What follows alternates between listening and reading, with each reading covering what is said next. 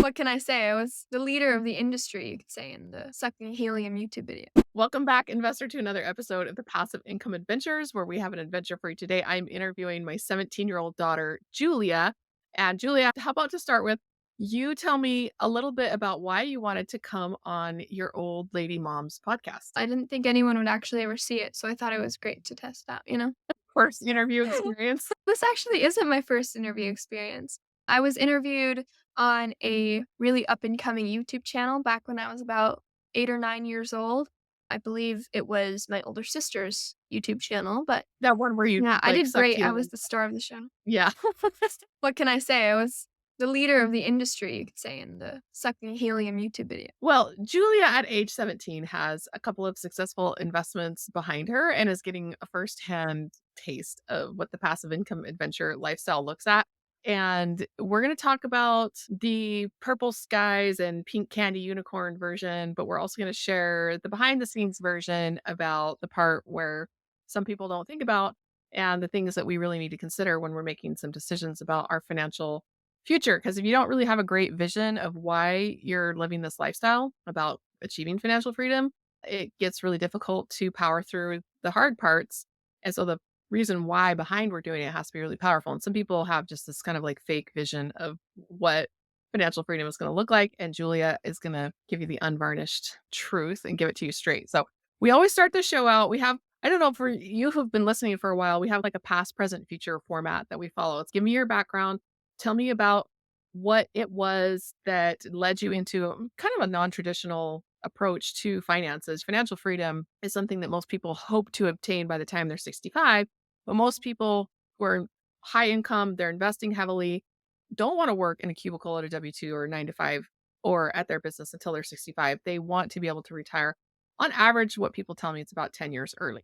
And so when you have a 17-year-old and everybody's, oh, I wish I'd started earlier. But the 17-year-old, you're on the other side of this where you're super frustrated that you can't get more done because your income is so low. So I'm really looking forward to I'm really looking forward to your perspective on this. So the past, present, future, how about you start with your past? Tell me a little bit, or tell, I already know, hopefully I already know everything, right? But tell the audience a little bit about yourself and your investing experience so far and your lead up to the present day of your passive income adventure. I was born in 2006, which is the same year that Twitter was invented.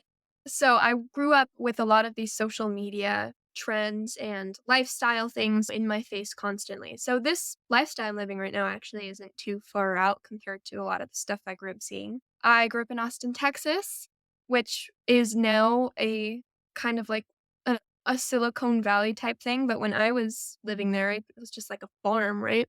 Middle of nowhere podunk type thing, but my mom and dad, you, started doing a live-in flip on the house we were living in. I got to get some hands-on experience seeing what the renovation process was like and those projects, but I really didn't know anything about the real estate investing until we moved to Utah. And but the first time I even heard the term real estate investing was when I was 11, and you someday decided that, "Hey, guys, you know that 200 grand I made from selling our house? I'm going to give that to somebody."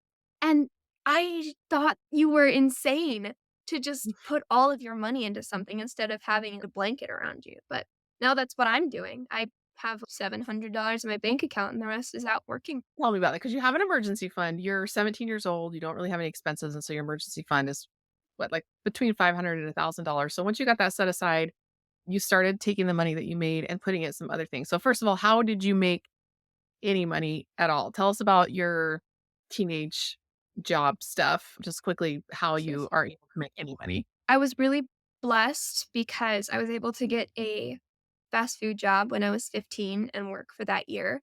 The hours really sucked though because labor laws in Utah are pretty strict, even though I'm homeschooled.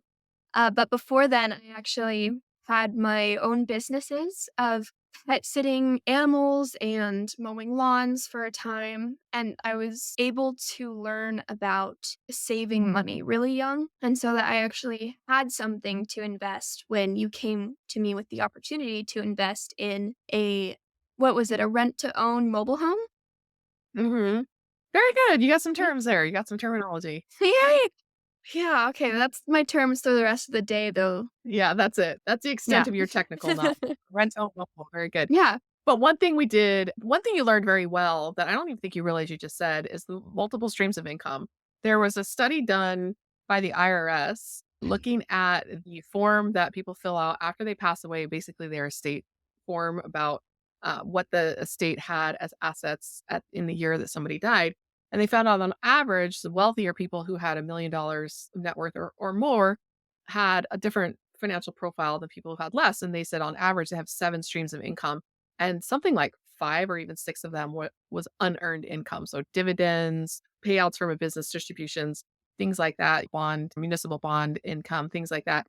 And they might have 1 or 2 active streams of income from a job or a business. So most people, when they pass away, they're already retired. So that makes sense. But learning about from a very young age that you did some pet sitting, you did some babysitting, you did some yard care, you just pick up odd jobs wherever you could, and you had multiple businesses running at the same time because you had extra time, and if somebody hired you wanted you to do something, you'd go take it on. Talk about your puppies. Tell me about that a little bit. Oh, yeah. So the money in your fund that I just invested, about 8 grand, 2 of it was yours, actually came from the dog that you'd bought me that I paid you back for. You bought me 2 dogs, a boy and a girl, and I bred them and sold the puppies, and that was another stream of income that was actually really fun to do because they're little animals, and I was like, "Oh my gosh."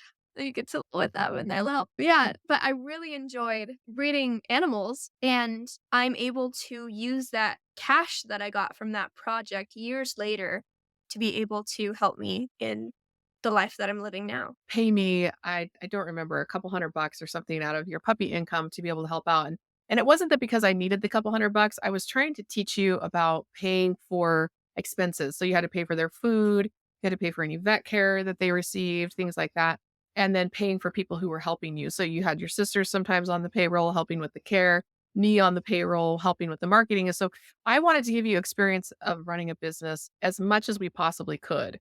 And another thing that we did that I thought was really helpful for you to see how a business runs is the type of dogs that we chose to breed and the price point that we were coming in at, like thinking about the supply and demand of that type of dog.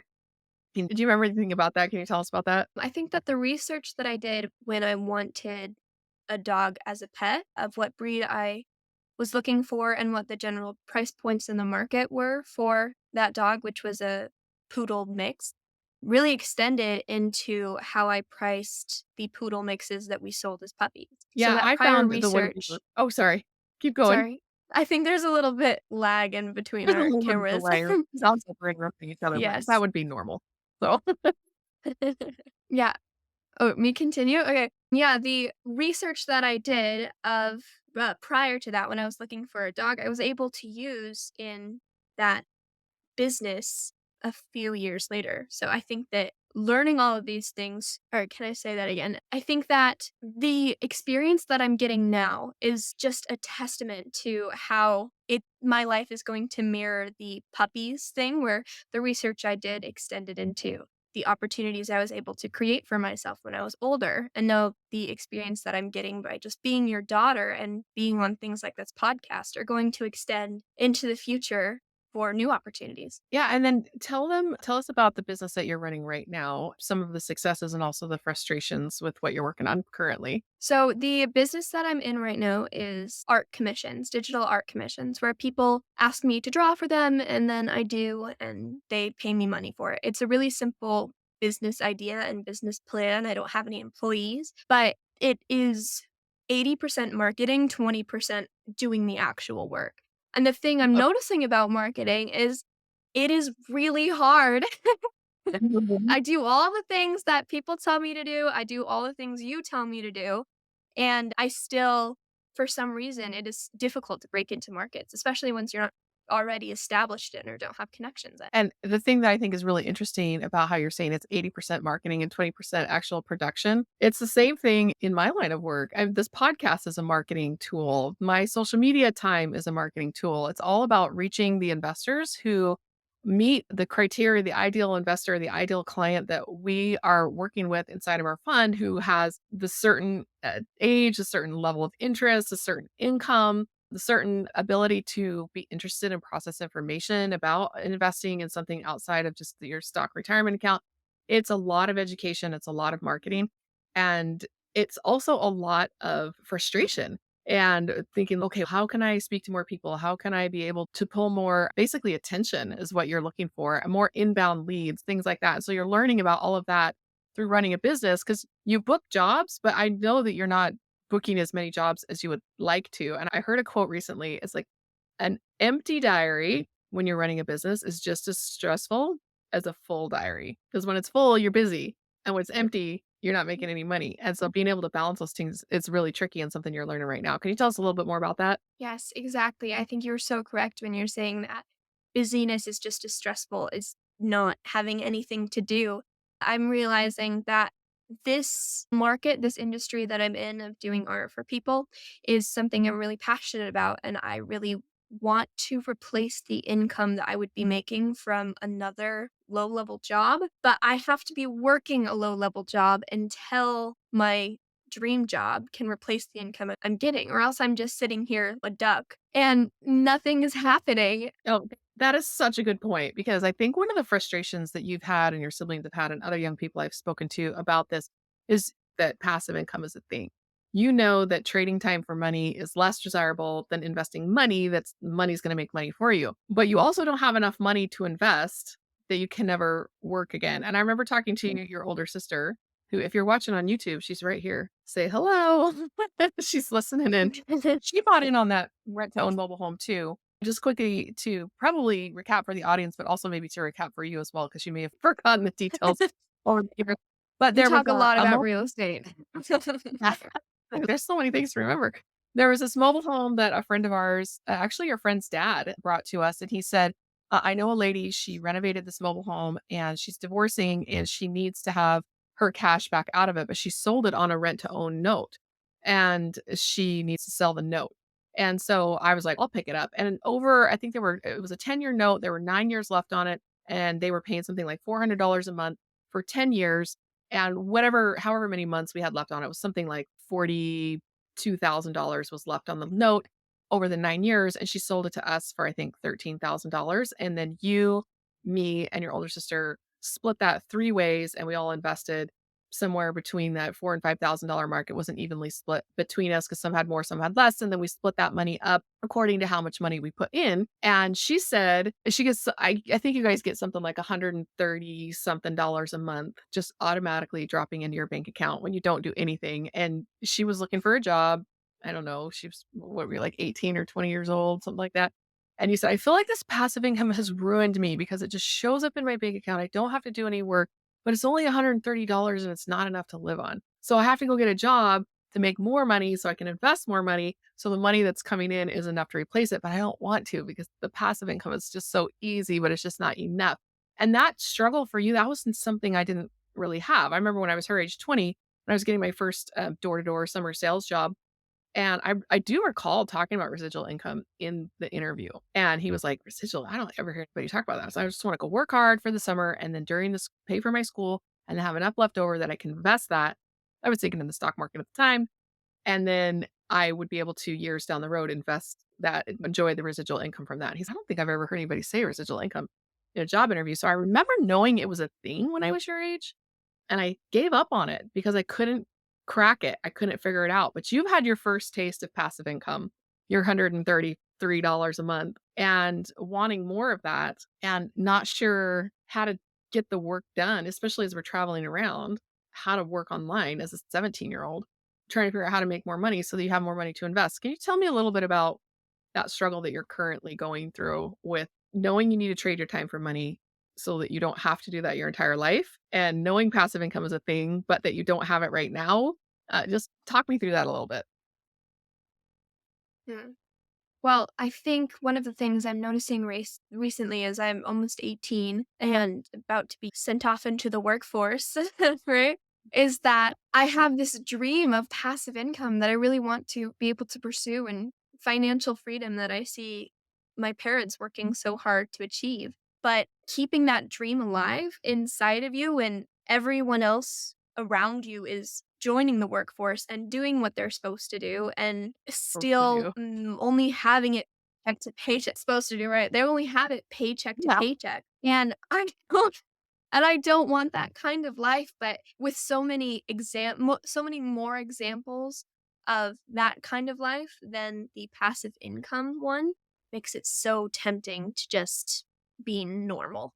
It's fine to be normal. Most of our investors are using high value skills to take into the workplace. So we have a lot of people who are in IT, engineering, healthcare, like physicians, pharmacists, chiropractors, dentists, that type of high value skill. And they're taking that into the workplace and then they're able to then use the excess money. So they're living a good life, but they're still living below their means, taking that excess money and then investing that. They're maxing out their retirement accounts. Did you know that there's an annual maximum of what you can contribute to your government, your basically your 401k and IRAs? They cap that. And so for people who are maxing that out, they have extra money left over. And they know that I should be investing this because there's no way I can retire. Mm, They're living a pretty good lifestyle, right? There's no way I can retire at that's this true. amount of lifestyle with the amount that I'm allowed to contribute each year to my government tax advantaged accounts. So they're like, I have Mm. to invest more out of my cash income, more out of my paycheck. And they're Rather just trying than to investing into their IRA. yeah, because 'cause they're already maxed out on the IRA, the Mm, individual retirement account, which is a tax advantage account. The government kinda sets up a couple of different categories that you can invest in, and they all have slightly different tax advantages. But once those are maxed out, what are you gonna do? What are you gonna invest in the rest of it? So, the most of the people that invest with us and in our fund passively are in that position.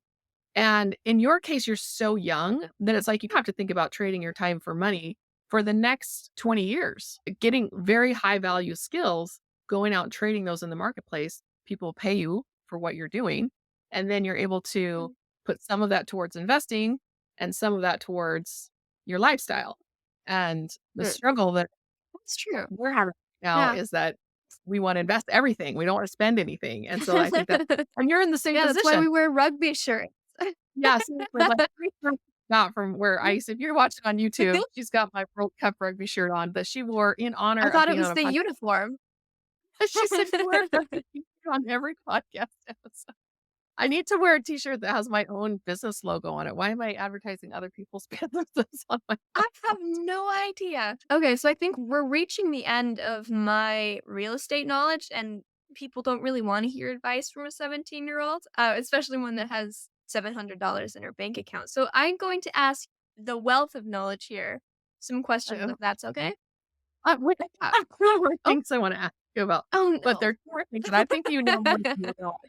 One, the thing I wanna ask you about is you mentioned it Mm. before, put money into our fund. And do you had saved up some money from your fast food job and you came to us and you said, "I have some cash. I want to invest it. Here's what's in my emergency fund."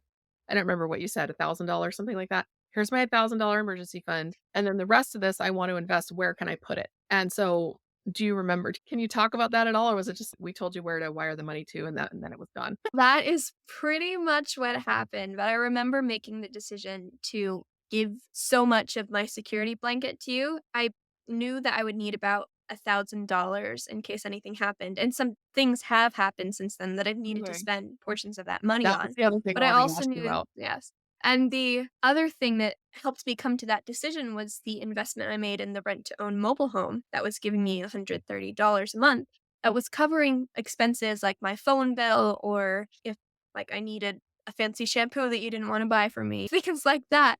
Yeah. Um, and then I was able to decide that I needed to live below my means enough to be able to accomplish something with my money. And so that's what I've been doing. Now And the then question I have for you is you I Sorry, I I'm can hear getting you like talking I in the don't other know what to room. say anymore. I started talking, and then I heard in the other room you started talking before you came through the microphone Yeah, because we do have a little bit don't of delay. worry. I think it's hilarious. Editor can Yeah, the edit yeah. I think it's just it's cracking me up because we're in the same RV, and I can actually hear you talking in the other room. And I said, "Just come sit next to me."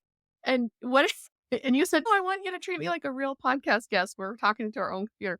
But I don't think you realize in-person podcasts are all the thing right now where people are sitting in the same room together. So they're That's videos in true, the but we same need room. to be in a white box sitting on, like, an avant-garde piece of driftwood while we answer the questions, but, yeah, I don't think RVs are really the background style for these. Yeah, that's why we have the rosy taupe in both of our background that matches our vintage Yeah, RV. So yeah. brilliant, Earlier, don't. asking you this question now. You mentioned earlier how a lot of your investors have these high level jobs that they're doing and then they're living below their means and investing the extra.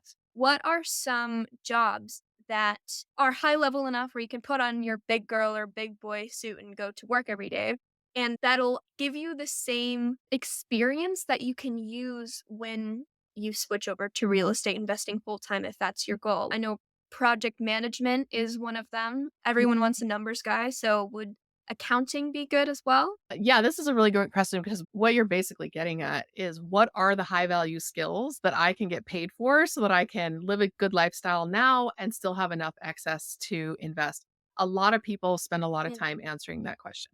So when you said 80% of it's marketing and 20% of it is production, if you're an entrepreneur, keeping that at the about the same level to become what's known as in the industry as a key person of influence who can get invited to the best projects because they have the connections and the cash to be able to do it. So, for example, an investor calls me up and they say something like, "I have $1 million sitting on the sideline."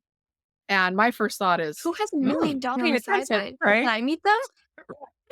Yeah. It happens more often it happens more often than you Oh might think. gosh. It's a little different because suddenly it's, okay, this person has the resources to be able to make a difference and to be able to influence their own lives. They can influence our business, those types of things. So you're thinking to yourself, like, to become a key person of influence, it's who you know and how much access to capital you have, either your own capital or capital that you can go and raise. So I know with your older sister, we talk a lot about capital raising and how that is a marketing business, and so she's learning the skills of sales and marketing to be able to start her own capital raising business. And she's using the same opportunities you're using because she is now older. She's mostly living on her own and she has much higher expenses than you do. And so her frustration is like, I have so many more expenses. As I increase my income, my expenses are also going up. And at a certain point, that is really tracking. And when you can get to the point where expenses can stay the same, but your income can continue to increase, that's really where you're starting to make traction. Do you have a minimum level of stuff that you need to have? Of vehicle repairs, gas, car insurance, basic amounts of food, basic shelter, clothing enough that you can show up to an event and feel like you look professional. These types of things, you have these basic expenses that you need to cover. And once those are covered, keeping your lifestyle at that level while you continue to grow your income be challenging because that's when you want to start going out to dinner a little bit more. If you want to take somebody out and pay for a date, you want to go see a movie more often and you want to go on a road trip, or and it's so too easy to start spending that money, but I think you actually have a little bit of the opposite problem, where as your income goes up, your expenses are like bare bones and you struggle to be able to spend money on anything lifestyle. So tell me the story about what happened to us in the mall, the conversation we had in the mall the other day. It's still a little sensitive. Okay, I'm going to say this, and all of the big kid people that like pay rent are gonna be like, "Oh, this teenager doesn't even know what she's getting into." But so Ever. I mentioned that I mentioned I have a digital art business.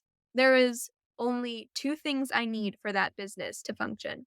I need, I guess, three if you count like internet The access. internet. I Yeah. need a drawing program. Yes, I need a drawing program, which is usually like a yearly or a monthly payment, and I need something to draw on, or my tablet. My Mhm. tablet recently broke. Yeah, it stopped working, it stopped charging, and I was like, "Oh, yeah, it's fine. It'll be like probably 40 to $70 to get this port, replaced." So we go into the mall. I tag along with you on a few dinners as we go up to The Dallas, app. which is about an hour Yeah. away. Apple Store. Yeah. And I go into Apple Care and I'm like, "Here's my iPad. Can you please fix it?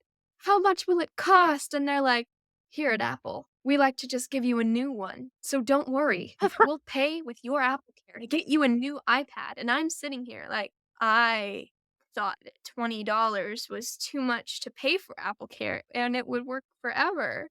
So I'm sitting there without Apple Care, needing a new iPad to do my work, and they say even with all of their discounts, it's gonna cost about $400 to get a worse iPad than I currently have. barely Mhm. enough to continue my business. And I sat with you outside and I was trying not to cry because I only have $750 in my bank account. Yeah. And I remember walking around with you at the mall trying to calm myself down, and you gave me some pretty good advice that helps me to really put it in perspective. Do you remember what that was? I asked why you had $750 in your account. Do you remember what you said? Yeah, for an emergency. And I said, Yeah, "What is and that this?" was an emergency. Yeah. It was an emergency. You did the exact same thing. That's why we have this RV. You had, I don't know, probably like like $100,000, $70,000 that you were going to use to put a down payment on a house or to invest for an emergency or whatever when we first started this traveling thing a year and a month ago. And our car broke down. And you had to buy a new truck and a new $70,000 RV, which is this baby we're in right now. No, this RV is And not $70,000. 20,000, sorry, $20,000. Imagine. Yeah, I think the truck is worth a lot more than the RV. Let's just put it that way. Yeah, but I remember hearing you had the exact same reaction I was having, but times Mhm. 1,000 or whatever with your with Yeah. how you had to pay. Um, and you were like, "Oh, I just don't then what do we have if there's another emergency or what if we don't have a safety net anymore?" And that's exactly what was running through my head when I got told I had to spend 400 of my $700. But that's what emergency funds are for, emergencies. Oh, I like my iPad. Now I don't have my iPad so that I can have something to doodle on when I'm sitting in a boring place, when my mom's at another dinner meeting or we're sitting at church. Like, this is your business. This is your livelihood. And yeah, it's maybe not an emergency right now. Your current one can maybe limp along a little bit more, but you were thinking you were going to go and have a charging or a part replaced. And I think your impersonation of AppleCare is pretty accurate. Oh no, we do not. So now you have a couple of options. You can look at maybe a different type of pad that is not an Apple brand where you can do component level repair. You have some options. So it's not an emergency. It's not like the thing died and you have commissions waiting on you. You can limp along while Well, that you take know some of. time before your commissions. Yeah. And just to be able to say, what are my options here and going through them? It's different if your car breaks down when you're in the middle of Wyoming with a bunch of kids in the back and you suddenly have to say, okay, we got like an emergency on our hands here. What are we going to do? And so the ability to take that emergency fund to put it towards what you are doing, I think you're just in the same boat that we are because our income is so irregular because we don't have this W-2 paycheck anymore. I know we'll be making more money. I know we're going to have more money coming in, but I don't know from where exactly or when we'll be able to get that money so that we can replenish this emergency fund. I think that you're in the same boat. We're just wondering, Yeah, okay, yeah, I'll fill it back up, but from what? How? When? exactly. I think I'm really excited to be able to work a big girl job after I serve a mission. That's part of our religion, and I'm gone for 2 years, and then I'm back, and I'm able to be old enough to work, which is gonna be so exciting. I can't even work right now. I'm too young. No place will actually take me. But would you recommend like dentistry or something in marketing? Or if I am picking a dream job right now because I'm so young, Yeah. what should I work towards? This is the age old question, right? You asked some really great questions before. Everybody needs the money guy, somebody who's good at the spreadsheets and the number crunching and all of that. Yes, that's important, but it's also something I can pay somebody 50 bucks an hour for. So you're trying to think about what are my $10,000 an hour tasks instead of saying, could I pay somebody $50 or $150 an hour to do this thing? Underwriting and spreadsheet and financial management is definitely more of an employee, even though high skilled paid employee position, and if that's what you want to develop as your technical skill, then yes, you would want to learn how to use spreadsheets in your spare time. You would want to go to college and get like an accounting. You start out with bookkeeping, like a certificate in bookkeeping, and then you'd work your way up to maybe an associate's degree in accounting and then a bachelor's degree in accounting or finance. And you would be able to use that technical skill as your entree into some of these partnerships that are doing the types of deals that you want to be doing. So we have our things split into different categories. We've got our financial manager, our operations manager, that's the project management that you're talking about. There's a PMP certificate that you could get and be able to take that certification out into the job place once you're 18 plus, have a little bit of experience running projects, and then you have that certification on top of it to be able to say, I can manage your projects. TMPs are in demand. You have your human resources certifications that are in demand. And I recently heard that ADP no longer requires a college degree for most of their jobs. So looking for companies who really support bypassing college if you choose to bypass college. If you do want to go to college, thinking to yourself, what degree should I get that if I didn't have this degree, I would not be able to get that job? So engineering is a great example of what your older sister is doing. She knows she cannot go out and get an engineering job without an engineering degree. It's just a non-starter. You want to teach in the public school system, you need to have a degree. If you want to be a nurse, you better have your RN or your BSN. So there are certain certifications that are required to work in those fields. And if that's a field you decide you want to go into, and then you can definitely major in that thing, get that degree, get that certification, and then go get that job. If there's a job that you don't need a degree for, just think to yourself, what are the practical skills needed to do this job? And go out and find a way to do that through building up a business or working multiple jobs, like you said, multiple streams of income. It's going to be a lot like when you were babysitting and pet sitting and doing art commissions on the side and when somebody hired you to mow a lawn. It looks a lot like that. We spend a lot of time working, and the biggest concern that I have for people your age who are facing that down, college is extremely expensive, private student loans are a complete racket, and you borrow $20,000 a year and you end up paying back $75,000 if you pay the minimum over that long period of time. It's crazy. It's crazy. And I'm seeing a mental health struggle right now for young people trying to figure out like, what's my high value skill? Do I need an expensive college debt to get it? How am I supposed to be working multiple jobs when I can barely keep myself together? And that fear and that struggle, like there's got to be more to life than this. And so that's my concern as a parent. What kind of keeps me up at night is, are you capable, not you, but all my kids or this entire generation, are you capable of putting in the grunt work needed to trade your time for money so you can build up extra cash to be able to do what you need to do? Was that rhetorical? It's like a conversation. I make a pause and you jump in. Oh, okay. Sorry. I think that doing the grunt work is a really important skill, and I'm not sure why it looks so difficult nowadays. Because I don't know, I grew up seeing all of the adults around me having a job and having a side hustle. Like moms, even stay at home moms, weren't just stay at home moms anymore. They were doing door to door sales or selling candles to their girlfriends or things like that. Sure. I We've never sold a always candle, needed but multiple sources of income. yeah, yeah. And when you grew up watching your friends' parents, your own parents, grandparents, aunts, uncles, like they would either both be working or one would be staying at home and working a side hustle and just trying to figure out how do we do this? And that skill, we've moved over to what we're called the gig economy, where let's say you're a musician and you go out and you book, you are a musician. Maybe you should do this. Go out and book a gig at like a restaurant, like playing the piano and singing some mood music, and they pay you for that gig. And so you're basically going from gig to gig. This gig economy or the online, the digital nomad, where you're a bookkeeper, but you live in Thailand and you're doing your bookkeeping for your US clients. It's almost like you're a virtual assistant, but you're an American living abroad and being able to book gig to gig and understanding you have to have multiple streams of income. This is so much a part of our reality and our economy right now that it's just getting it into young people's heads. This is what it looks like. The loyalty of getting your W-2 job who's going to keep you around for 10, 12, 15 years is over. You can expect to get laid off It's gone. every 3 to 10 years, and that's just pretty normal. And so being able to have that skill set where you can pull in multiple streams of income. It's frustrating when you feel like you're working multiple streams of income just to be able to make your bare minimum to live paycheck to paycheck with 3 jobs.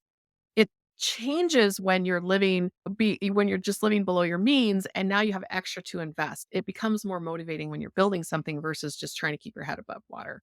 So those high value skills that you That's asked true. about and that dream job you asked about, how would you like to spend your time if you didn't have anything else to do? Because you would get bored if it was all just, and you don't even like the beach. So you're like, oh, that sand, right? What do you like? You know, imagine yourself at 30. What does your day look like? Are you wanting to be a stay at home mom? Are you wanting to be working part time? Do you want to be working full time? Like, just spell it out, like, build the dream a little bit. Okay. I have a house. Yeah, a house that I own, and I don't know, Having children is something that I definitely want to do, but I it's so far off. I'm not quite sure if I would be Mhm. homeschooling and having to be around them 24/7 or if I would send them to a school and then I'd have 8 hours in a day to do something. But I think that I do get bored very easily. I took lessons growing up, and I guess those lessons when I am grown up will turn into working different sorts of jobs. I think I have a little bit of control issues, but I think that I can shift that and be a pretty good general manager or project manager, someone working in HR, especially with all of those books you have me reading about psychology and motivation and being a better person, which, by the way, is totally useless at this age. Yeah. So I think having something to do, especially that's rewarding during the day, helps to, I don't know, stave off the Alzheimer's. That's about when you Yeah. start getting it, right? 30? Yeah. Yeah, I'm deep into it now. Yeah. But as somebody that wants a busy schedule like every day and somebody that has a busy schedule every day, how do you look at your calendar, seeing all of your time that's taken up and not get overwhelmed? Is there a way that you think about it? Does it have something to do with mindset? Yes, it definitely has a lot to do with the reason why you're doing the work that you're doing. It can just become a drag pretty quickly and your mental health does start to suffer. And then we hear things like my mental health is more important than this job. But at the same time, when you're not working or not working enough jobs, that's a toll on your mental health as well. And so it's like you have to choose which version of hard that you're going to go for. And I choose to go for the version of hard that has the greatest potential. And for me, that is financial freedom and building something. Because if I decided, look, we don't want to do this anymore, we're basically just going to live on public assistance, working, do the minimum job that they make us work to get our food stamps. I don't really see that As your daughter, I am as so grateful that yes. you are not doing that. That's fine for some families, but I don't know. It takes a lot to maintain this. Yeah. I I don't see that as a stress-free life either, because It's not. especially the people who are our neighbors who have done that, and it's a legitimate choice that they've made, but then I'm watching them like, this isn't the stress-free version of just food stamps just show up, right? They're still stressed out about plenty of things. They're living in an RV in their mom's backyard, and she ends up getting a divorce, has to sell the house, and now where are they gonna go? These are true stories. I didn't see that as a stress-free solution. And so if you're going to be stressed out, I want to be stressed out over things that I have some amount of control over. And there have been studies that have shown this, No. the more we take on that we have control over, the less things we don't have control over bother us. And so if your whole life is filled with problems that you can't control, it's this powerless feeling of panic. And if the stresses in your lives our things are that we brought on ourselves. Like, I'm going to choose to start a business. I'm going to choose to have a baby. I'm going to choose to whatever. Then the things we can't control are diminished and minimized, and we have less feelings of overwhelm. Even though we're still stressed out, even though we're still busy, we are feeling less overwhelmed, less despair, less being distraught because we have chosen something we can control. But going back to what you were saying before with the 80% marketing, that's a real struggle for me because I feel like I can't control if customers want to work with me. Like, back when I was booking weddings, like, I couldn't control how many brides wanted to work with me, so I just try to do more and more marketing to reach more and more potential customers because it was, a percentage. It was like, if I talk to 100 brides, 10 of them will hire me or 1 of them will hire me. It means if I want to book a 1 wedding a month or 1 wedding a week, like, you just have to back into, "Okay, how many brides do I have to talk to book this many weddings?" So you're asking yourself, like, how many commissions would you like to book per week? How much time do you spend marketing to book that one person? And then multiply the number of hours you spend marketing by the number of people that you wanna get in. That's a linear way of thinking about it. And then when you start getting into the more exponential way of thinking about it is not instead of just increasing my hours, how can I make those hours more efficient? Because let's say I'm gonna spend $25 a month on this service that helps me auto post. I write one post, post it on multiple places. So then you're actually spending money on the marketing, not just time, because and there's this always this awkward period between where you feel like you can afford to spend money on marketing because you're not booking enough as it is, but you don't have enough hours. So there's that period of in a linear fashion, just spending more time for free marketing. And then when you get to the point where you're like, okay, now I have too many commissions. And so I don't have time to keep up this amount of marketing and this amount of That would be commissions. such a great problem to have.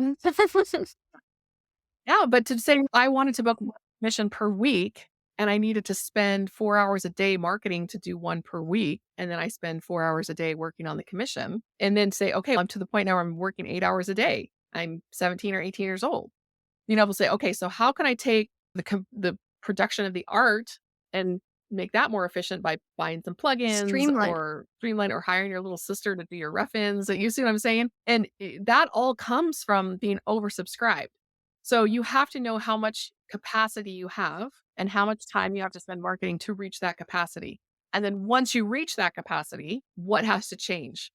Either the marketing has to become more efficient or the production has to become more efficient. And then you can work it from both angles as you continue to go into the exponential, leveraging other people or leveraging technology to be able to scale either the production or the marketing, usually both. That's true. You mentioned to me about a year ago that you want to have problems only money can solve. And I think that, yeah, that goes into things with your business. If you have problems but no money to solve them, you feel powerless. But as soon as you have the multiple sources of income, as soon as you have financial freedom, those problems you then couldn't control turn into ones you can solve with money. I have since heard that this is a Hebrew proverb. If a problem can be solved with money, then it's not a problem, but a cost. And so when I said that, I thought, of course, you're never the first one to think of anything. And then months later, after I started saying, I only want money, I only want problems that money can solve, I saw this old Hebrew proverb that I want only costs, not problems. It is basically what it is. And I still have that goal. You could solve a lot of problems that seem like money wouldn't make a difference. I'll give you an example. A major health problem, right? Can I afford the best doctors in the field? Can I afford to cash pay for treatments that might be out of my coverage or out of network? So suddenly you're looking at a major health problem that money can maybe not solve, but impact. Could I pay someone to package my meals so that I'm eating the ultimate diet for the treatment that this doctor recommends? Can I pay Oh, somebody yeah. to cook my house so that the limited amount of capacity I have can be spent with my children? So looking at problems as how can money either solve this or ease it or enable me to be able to solve it? Thinking more in those terms, then it's just a question of how do I make more money and less about how do I solve this problem? And not money can't solve every problem. It certainly cannot. Yeah. But what can it buy me back in terms of education, self-improvement, time so that I can become a better person like you said, working Yeah, on motivation. can you share with me an example of something since you made that one of your goals or mantras that so a problem you have been able to solve with money? Um, you remember when it seemed like everybody in our family was dying. There had a terminal disease, Oh. and I was struggling with grief. It was really impacting my ability to do business. I didn't want to get up in the morning and do the business activities because when you're an entrepreneur, as that marketing time that you've set aside is unstructured and you are not accountable to anybody but yourself. Can you imagine if I came in and I said, "Are you doing your marketing?" Like maybe I could if we said this is part of your homeschool. I could force you to show me that, but ultimately, you're only accountable to yourself for that, and that was what I was struggling with. I was not doing the business activities that I needed to do because I was struggling so much with grief, and that feeling of pointlessness of life and the pointlessness of even running a business because it doesn't matter, we're all gonna die anyway, and that almost terror that one of my kids was gonna be next or my husband was gonna be next, and or I could be next. And I was getting to the point where it was debilitating from a business standpoint. And I was also not able to spend as much time with you kids because I was just getting depressed. And some people would say that's not a problem that money can solve. But I called a friend of mine. He has a PhD in marriage and family therapy. And I knew that he had been going through a really rough time in his own life, a divorce. And the marriage and family therapist, a divorce is like the ultimate in like, professional and personal failure, and so I It's knew like that he would closing have in a real estate. Mm. Like, I'm a real estate investor and I got foreclosed on. Yeah, it's he was going through a really rough time and he seemed to be coming out of it. He was doing really well. And I said, I need some therapy. I need help. And who do you know that can help me through this?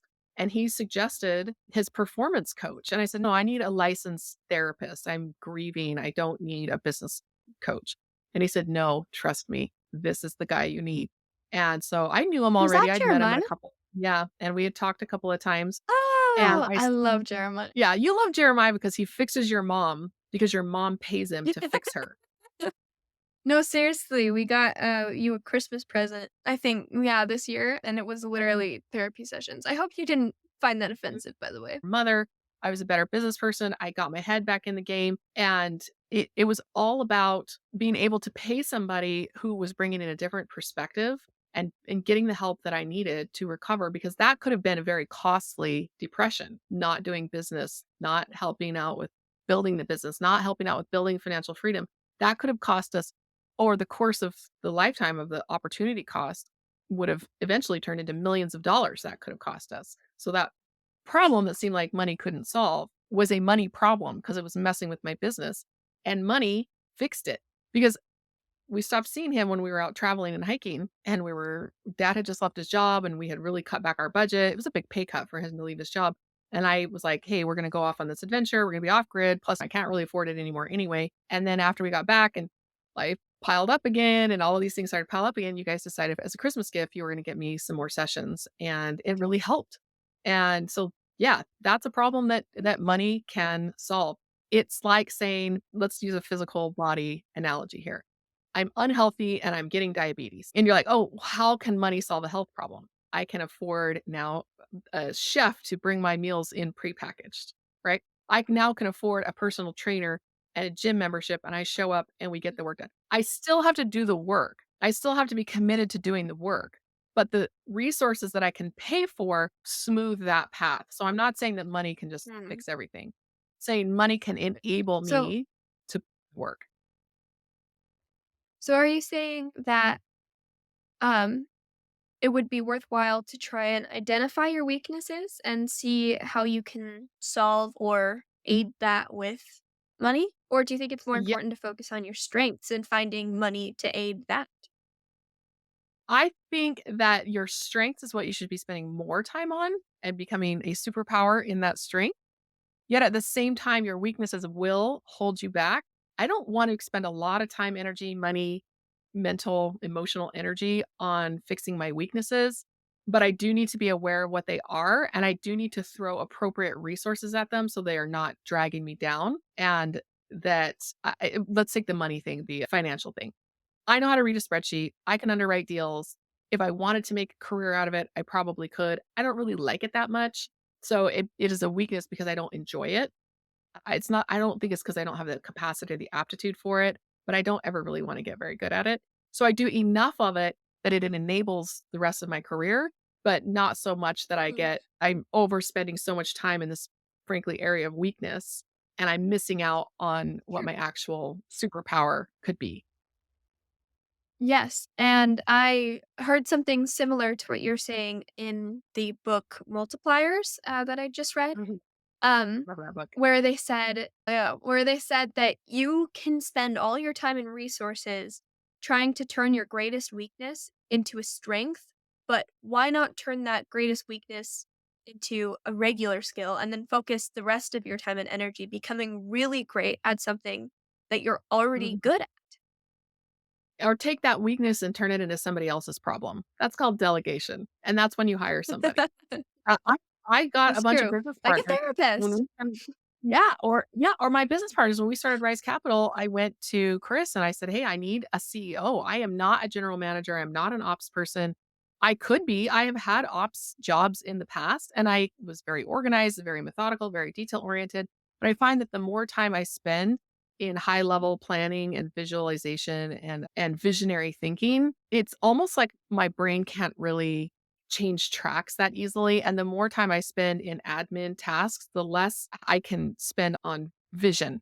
And so I recognize like the highest value skill that I have personally is the visionary skill. It's not the detail-oriented skill. That's somebody I can pay somebody $150 an hour who is excellent at it. And I just really felt Hey, like I'll that take would be holding me back. $150 an hour. Yeah. Yeah, and this is why I try to hire my kids because it's I'll also get a tax working on break for that. my business. Yeah, honestly, like, once you guys hit 18, the tax law is no longer there, so I need to start it's hard to pay my 13 and 15 and 17-year-old kids because you guys aren't that, like, great at the things that I need, and then when you become 20 or whatever, I'm like, "Hey, can I hire you to do this?" And I You don't get the see, tax I break have anymore. multiple investments that my True. mommy did for me. Don't worry, I'll just delegate it to her, but you're gonna be getting some pretty good service with me. I have a proposition for you, young lady, as a 17-year-old that I could actually pay to do this. Are you up for editing this podcast episode? How much would you pay me? Spoken like my daughter, my true daughter. We'll Mhm. negotiate that and put it in writing because that's a business skill I want you to learn. I did have one question I wrote down while we were chatting that I want to make sure we get to before we wrap up. You only had I one felt question to you only planned one question? How would no, we have it was filled an what hour and a half? it's only 1 hour. What's like 50 minutes. Uh, no, you were talking and I didn't want to derail that. So I decided to derail it much later on in the conversation and bring it back. And people will be like, Oh, wait, don't where did worry. that come from? What were we talking about? We're messing with the flow of this podcast. It's okay. We're daredevils like that. So It's okay, the I person was that edits worried. it can take care of it. Yeah, good job. Good idea. Good idea. I didn't want you to be investing so much money into basically what we did was a hard money loan.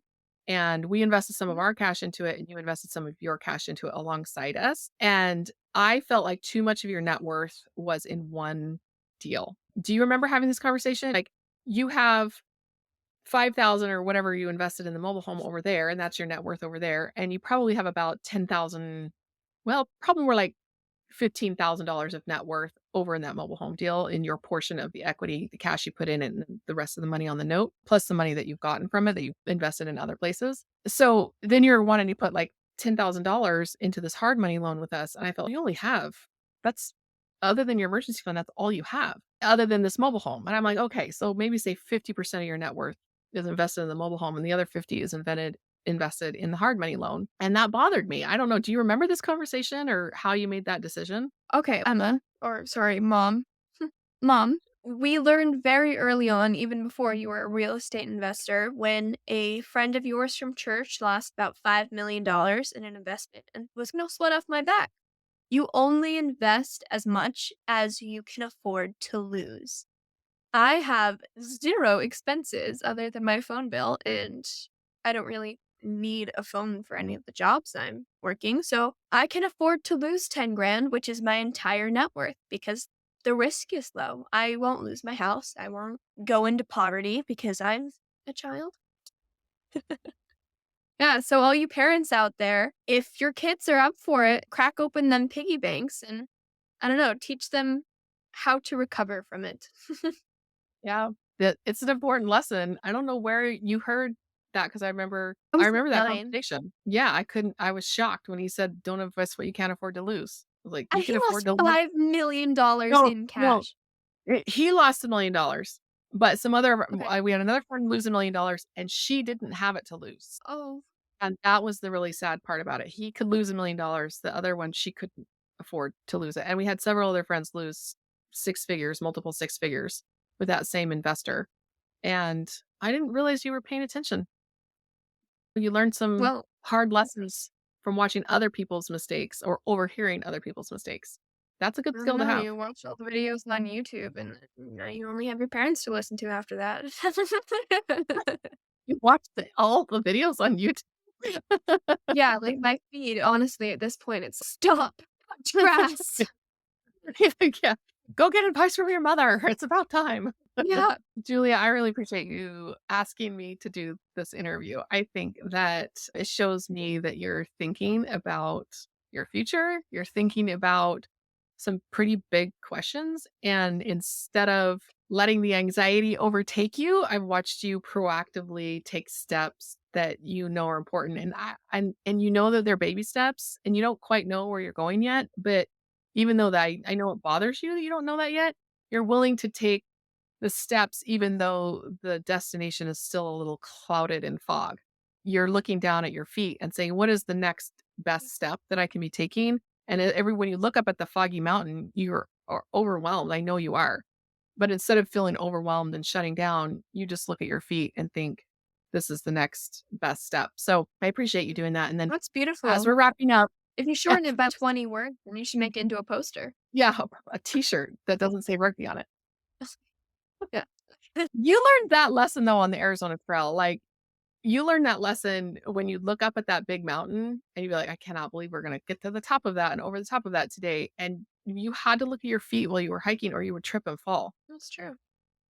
And the As time long you as could you have a stop. map to know where you're going, then you can Yeah. focus on. Yeah. Yeah. And sometimes you were just looking at the trail. You're like, the map told me just to follow this trail. So I'm gonna just follow this trail. And I think that lesson that you learned while you were hiking has been you can make that an analogy for what you're doing right now. Can you give our listener the best thing about having a passive income adventure with your parents and the worst thing? And here's a chance for you to spill the dirty laundry. Oh, that's like my favorite thing to do though. So yeah. I think I use a lot of pauses here because I'm not quite sure where the sentence is going. And pauses are easy to edit. I think the best thing about this adventure has been learning priorities and learning how your mindset affects the actions that you take and how you feel. I just told actually the girl listening in your room just today that I said, humans yeah, that humans are used to a certain level of happiness that they are going to constantly seek out. It doesn't matter what your surroundings are. If you have your dream job or if you're working at McDonald's, if you're living in a box or if you're living in the Taj Mahal, you will they don't let unconsciously hi, someone has to find out. You will yeah, when you will unconsciously search for that same level of happiness that you've grown used to. You have to consciously break out of it. And that's been a real blessing. The worst thing is probably actually living in a box. yeah. Yeah. You guys do not like the floor plan of this RV for sure. Yeah, if you would want to, I don't know if you're into this, but would you want to pile onto your siblings all day or get a really good look at their bums as they walk past you or have people sitting on your bed Hopefully all they're day? wearing Like, clothes. They're wearing people clothes. taking business meetings in your bedroom? Not all the time. No. You don't have a bedroom though. So it's like you sleep in my office. At least you don't charge me rent yet. Yeah, the Yeah, close living quarters I think has been a real challenge. Not for me, because I have yeah. a little bit of separation of space, but for you guys because you don't have this RV doesn't have a bunkhouse.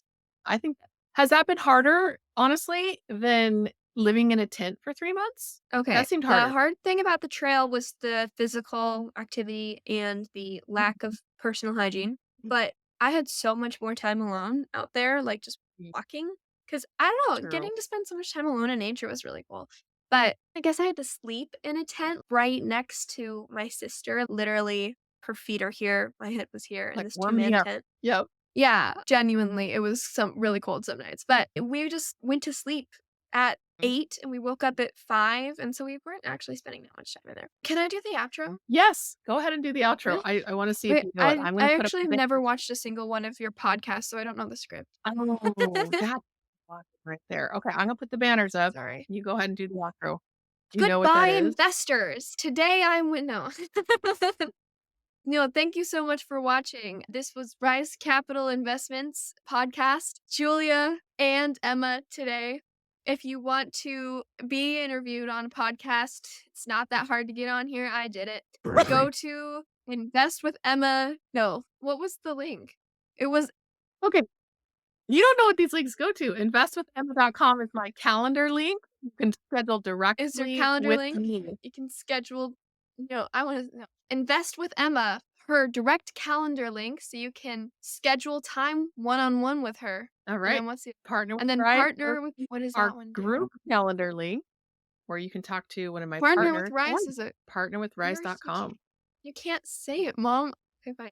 Sorry, I'm ruining your outro. Yeah, okay. Alright, what's the next link? Oh, How what's many the do next you one? have? Okay. I have Come on, 3. I have people are 3. listening to this. You have to read out every single one, don't you? I usually do, and you'd know that if you listen to even one episode. You're gonna listen to Okay, this one? invest wait, no, okay, I can see them. risecapitalclub.com. That's where Rise I Club scheduled my Capital. podcast. Yeah. RiseClubCapital.com is our free Monday night meeting where you can learn how to underwrite deals, get deal flow, network, meet people. And did I mention that it's free every Monday night? There's gonna be a quiz And partner with rise.com. You find the partners. I already said this. Yeah, partners at Rise. There you go. Yes, you already said that. You already up with them.com. You got them all. There's 3. There was 3. There are There's 3. honestly, at this point, it feels like you have more links than you do children. More children than links. That's the best part. Yeah. All right. I'm gonna put this one up there. Can you tell me what Disclaimer. At are disclaimer.com, no? you can find out all the dirty laundry behind the scenes. Where's the OnlyFans one? All right. So normally at this point of the podcast, I ask how do people get a hold of you after the podcast, and more importantly, why should they Oh, get a hold of you? don't. That would be No, creepy. no, wait. What if somebody wants to hire you to do their digital Wait. art? Okay, you Where do can they follow go? me on Instagram and Reddit, but you probably aren't Reddit. You guys are cold. You can Oh follow me no. on Instagram at Squaw the Dragon, Oh goodness. where I So do art where's and the hyphens? I do Squaw? Spell that out. underscore dragon. Squaw. Oh, Squaw. SQUA. Don't The ask where the name dragon. come. It's a long story. Okay. Is that spelled right there? Instagram.com slash No, there's squaw a squaw. underscore underneath the. Oh So my god. every word has a I think you need a better Instagram handle. Who taught you marketing? What's it? YouTube. What what is this name? Okay, the dragon.